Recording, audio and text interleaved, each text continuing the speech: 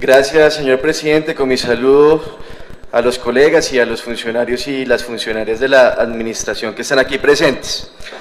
Bueno, yo primero quiero rechazar y llamar la atención de la administración sobre la insuficiencia de las respuestas, señor gerente del metro, porque ese es un debate que arrancó desde abril del año pasado, en el que intervinimos durante todo el año varias bancadas y que hicimos cuestionamientos en distintos asuntos y distintos temas, y el gerente del metro se limitó en su intervención a responder preguntas sobre el cupo de endeudamiento. Básicamente fue su respuesta, cuando por lo menos desde la bancada del Polo cuestionamos varias de las irregularidades en los procesos de contratación de los estudios del metro, cuestionamos los impactos urbanos que tendría el metro elevado propuesto por la alcaldía del doctor Enrique Peñalosa, y cuestionamos otros asuntos como los costos y la forma como está procediendo la administración. Sobre esto no se dijo absolutamente nada, doctor Escobar, y me parece un irrespeto con todas las bancadas, pero hablo en nombre de la bancada del Polo, que ustedes omitan las respuestas frente a las graves denuncias que hemos hecho durante los meses que ha durado este debate. Voy entonces a hacer unas conclusiones de acuerdo a lo que dijimos en ese debate desde la bancada del Polo, pero antes de mirar 4 o 5 conclusiones muy concretas, resaltar esto a todos los colegas y la ciudadanía en general. El alcalde Peñalosa volvió a incumplir su promesa sobre la apertura de la licitación del metro. Ya la ha cumplido como 3 veces. En campaña prometió que la licitación se abriría en el año 2016.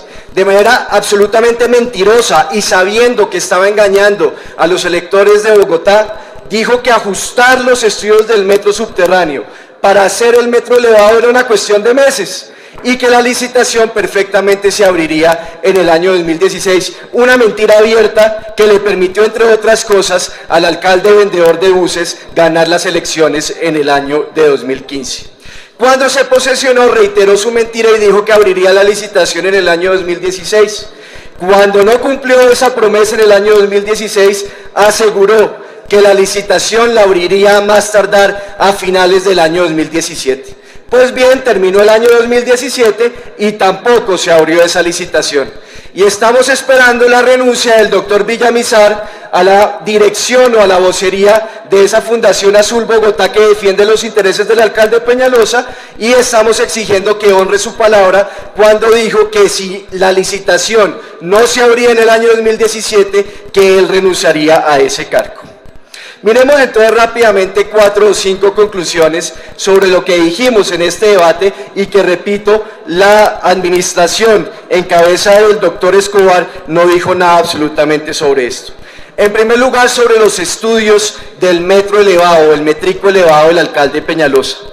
Demostramos aquí cómo, mediante una astucia del gobierno distrital, la adjudicación de esos contratos o la escogencia del consultor para hacer los estudios del metro elevado se hizo mediante un mecanismo que les permitió contratar a dedo a una firma como Sistra para que los estudios dijeran lo que el alcalde Peñalosa quería que dijera. Esto no fue un análisis técnico de qué era mejor para Bogotá, si el metro subterráneo o el metro elevado, sino que fue toda una maniobra para que los estudios terminaran diciendo lo que el alcalde quería decir.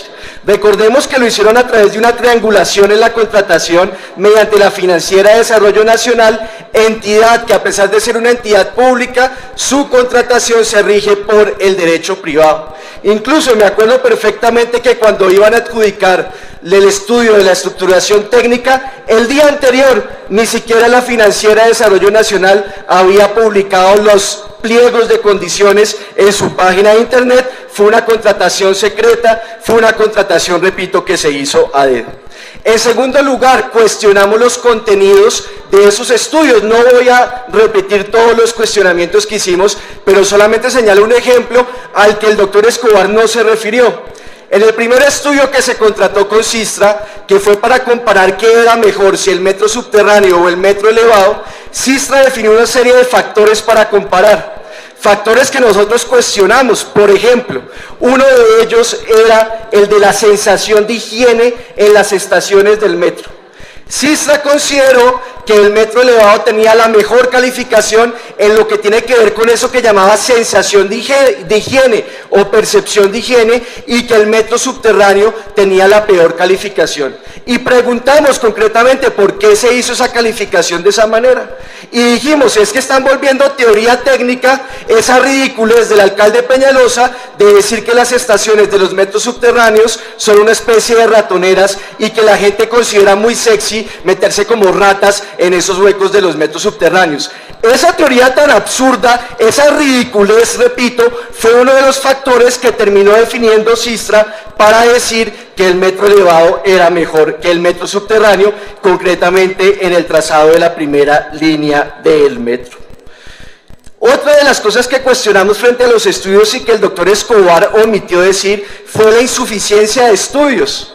La doctora Cinia Navarro, en la ponencia que hizo sobre las vigencias futuras del metro, me demostró cómo en el contrato de estructuración técnica se contrató un estudio que tenía que entregar 23 productos, y cuando se tramitaron y aprobaron estas vigencias futuras con las mayorías peñalosistas del Consejo de Bogotá, solo se conocían de esos 23 productos 4 productos. O sea, de la estructuración técnica no se conocía, y aún no se conoce porque aún no está publicada en la página de la empresa Metro ni en la de la Financiera de Desarrollo Nacional. Otro asunto que cuestionamos fueron los impactos urbanos del metro elevado. Recordemos esto, Sistra, en el primer estudio que hizo, calificó los impactos urbanos del metro elevado con la peor calificación, mientras que al metro subterráneo le dio la mejor calificación. Y eso lo hemos cuestionado nosotros y lo han dicho varios expertos, que es un absurdo construir un viaducto de 19 o 22 kilómetros que atraviesa zonas céntricas de la ciudad donde hay pocos espacios y donde hay alta densidad. Y lo que ha ocurrido en la experiencia en otras ciudades del mundo es que cuando se hacen este tipo de locuras se generan daños urbanos irreparables. ¿Cuál ha sido la respuesta de la administración frente a este cuestionamiento?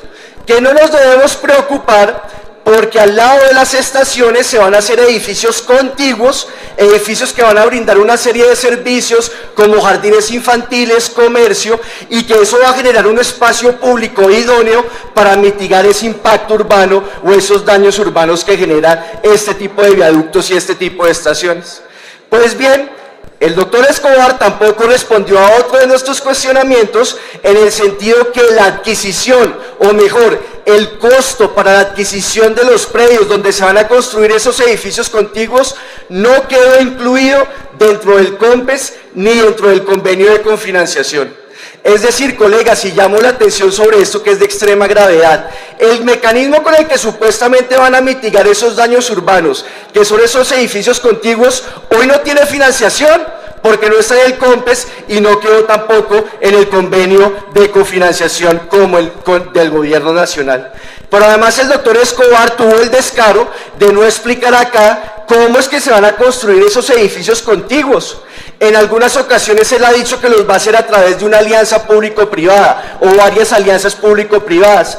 Pues bien, en el estudio de ingeniería de valor se contempló y se contrató un estudio para definir si era posible construir estaciones del metro mediante este mecanismo, y la firma sumatoria dijo que no daba el cierre financiero y que no se podía construir mediante el mecanismo de alianzas público-privadas. Doctor Escobar, frente a esto, un silencio absoluto en la respuesta que dio en el día de hoy a este debate.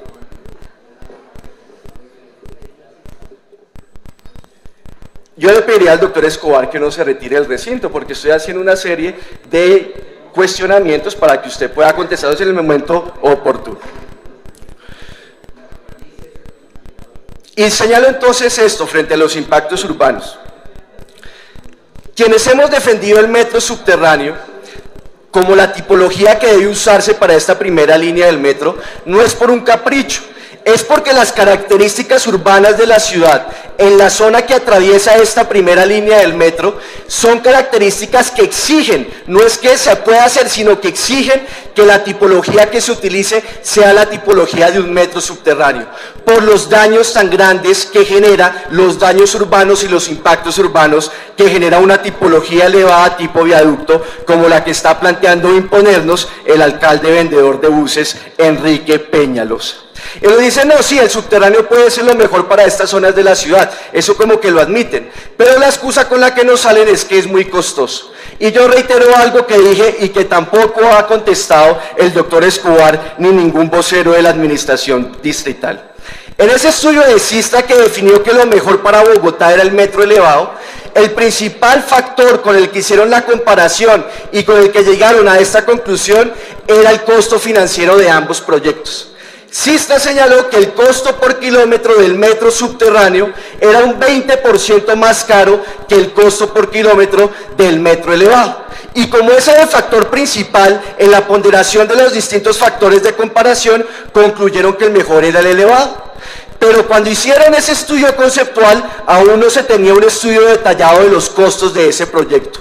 Cuando salieron las primeras entregas de ese estudio de estructuración técnica que también hizo Sistra, la diferencia entre el costo del kilómetro del metro subterráneo y el del metro elevado apenas se redujo a un 2%. O sea, en el primer estudio la brecha era del 20%, después del segundo estudio era del 2%. Yo pregunto, ¿no se debería revisar otra vez todos los factores de comparación?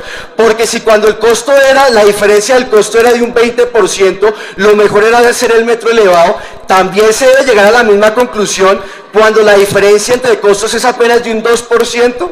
Y esta diferencia del 2% la estoy haciendo con las cifras del doctor Escobar, que como expliqué en el debate de las vigencias futuras, creo que están infladas porque utilizan astucias como sobredimensionar la tasa de cambio.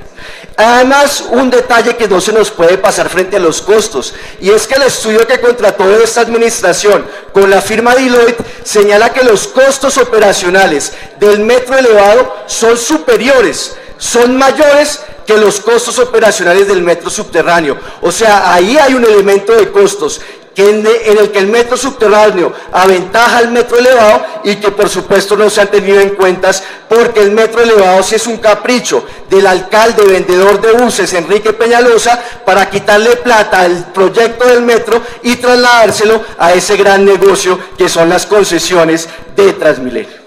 Y finalmente, o como una última conclusión, yo centré el debate y varios de los colegas del Polo lo hicieron en un aspecto y es el metro que necesita Bogotá.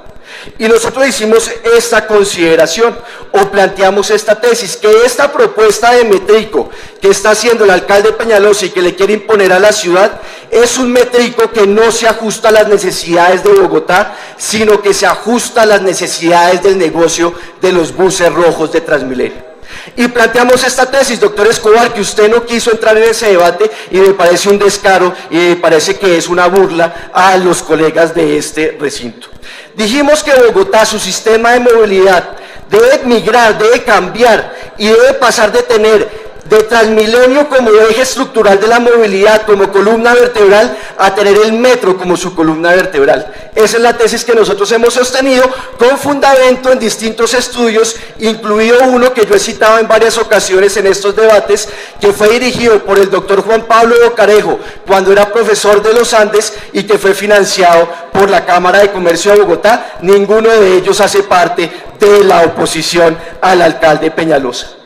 Pues bien, ¿qué es lo que está planteando el alcalde Peñalosa con esta propuesta de metro? Que yo insisto, es un debate de fondo.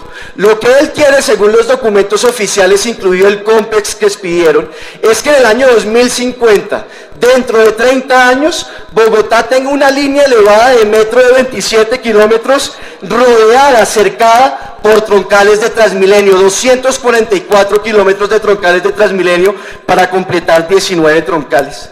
O sea, este es un punto de vista, una visión donde el metro no es la columna vertebral del sistema de movilidad de Bogotá, sino que va a funcionar como un alimentador de Transmilenio, cosa que es absurda y que no sucede en ninguna otra ciudad seria del mundo. Por supuesto, esta visión le sirve a los negociantes de Transmilenio, pero no le sirve a Bogotá, porque lo que Bogotá necesita, repito, como lo dicen varios estudios, es que su columna vertebral sea el metro y no el Transmilenio.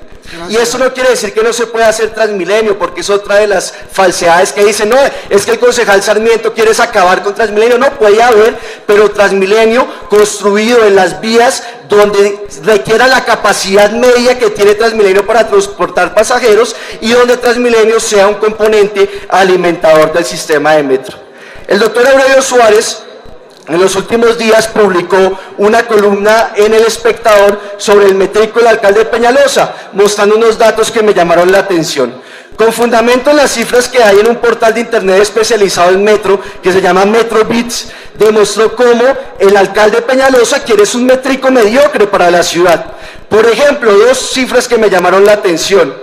Si uno compara la longitud del metro de Bogotá que quiere Peñalosa, la longitud por residente con el de las otras ciudades del mundo, el metro de Bogotá ocuparía el puesto 204 en un ranking de 207 ciudades del mundo, o sea, casi que estaríamos de último.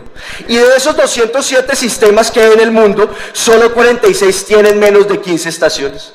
Gracias. Es así, así lo tiene doctor Escobar. Si quiere puede consultar esa página, Doctor Manuel, que es por bastante favor. interesante. Ya concluyo, señor presidente, muchas gracias.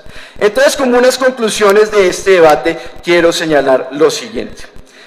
Este proyecto, como lo viene adelantando el alcalde Peñalosa, diría yo que es un buen ejemplo de cómo hacer una pésima política en movilidad.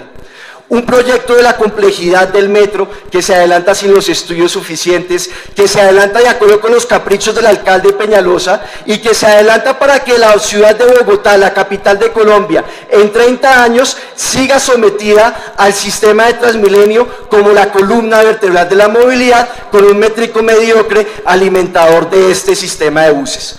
Y reitero algo que siempre he dicho y que el alcalde Peñalosa intentó silenciarme mediante una tutela y que no pudo. Este metro alimentador de Transmilenio lo está promoviendo un personaje como Enrique Peñalosa, que en los últimos 10 años le pagaron $468.000 por vender buses por todo el mundo. Y está demostrado con plenas pruebas, como se lo demostré al juez de tutela, que falló en contra de esa acción de tutela que interpuso el alcalde Peñalosa para que la oposición no pudiera cuestionar sus antecedentes como vendedor de buses. Un absurdo, y llamo la atención de la ciudadanía. Este métrico mediocre le genera daños irreparables a la ciudad, como la pésima idea que impuso Peñalosa en su primer gobierno de ponernos o construir en el corredor natural del metro, que es la avenida Caracas, un sistema de 2 buses pegados, cuando no es cierto que Transmilenio pueda reemplazar a un sistema de metro. Nos queda la ciudadanía, la movilización y las acciones legales que estamos estructurando